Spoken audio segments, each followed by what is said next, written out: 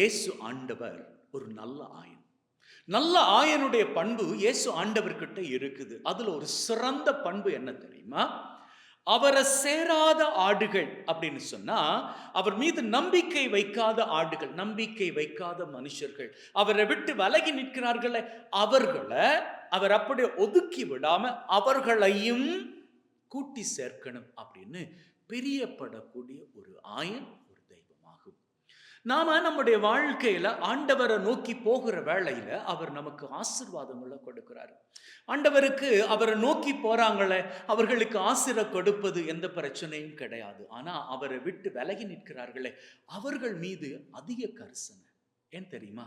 அவர்கள் தான் கொடுக்கிற ஆசீர்வாதங்களை மிஸ் பண்ணிடுவாங்களே அப்படி என்கின்ற கவலை. ஆகவே அவர் என்ன தெரியுமா பண்ணுவாரு? அவரோடு கூட இருக்கிறார்களே, அவர்களுக்கு நிறைய ஆசீர்வாதங்களை கொடுப்பாரு. அவரை விட்டு விலகி போறாங்களே, அவர்களை தேடி போய் சேர்த்து கொள்வாரு. அப்பேற்பட்ட தெய்வம் அவரு. இப்ப நீங்க கேட்கலாம், நாங்க ஆண்டவரை தேடிக்கிட்டு தானே இருக்கிறோம், ஆண்டவரை நோக்கி போய்கிட்டு தானே இருக்கிறோம். அப்படி இருக்கிற பொழுது ஏன் எங்க வாழ்க்கையில இன்னும் கஷ்டம்? ஏன் எங்களால சரியாக இந்த லோனை கட்ட முடியல? ஏன் எங்க உடம்புல இத்தனை வியாதி? ஏன் எங்களது வெளிநாட்டு பயணம் கைகூடல? ஏன் வயசாகியும் இன்னும் என்னுடைய பொண்ணுக்கு கல்யாணம் நடக்கல? ஏன் கல்யாணமாகியும் இன்னும் குழந்தை பாக்கியம் கிடைக்கல?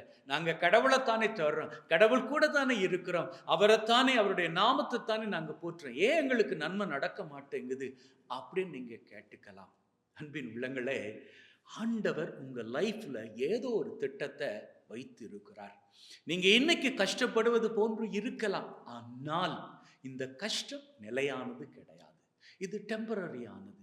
ஆண்டவர் ஒரு பெரிய ஆசீர்வாதத்தை தருவதற்கு முன்னதாக பெரிய கஷ்டத்தை கொடுப்பார், அது உங்களுக்கு தெரிந்தது. ஆகவே இந்த கஷ்டம் உங்களால தாங்கிக்க முடியாதாக இருக்கிறதா? இந்த கஷ்டம் பெரிய கஷ்டமாக இருக்கிறதா? மனதுல தைரியத்தோடு நம்பிக்கையில் இருங்க. ஆண்டவர் பெரிய ஒரு ஆசீர்வாதத்தை உங்க வாழ்க்கையில தரப்போகிறார். ஆகவே நீங்க பண்ணிக்க வேண்டியதெல்லாம் என்ன தெரியுமா?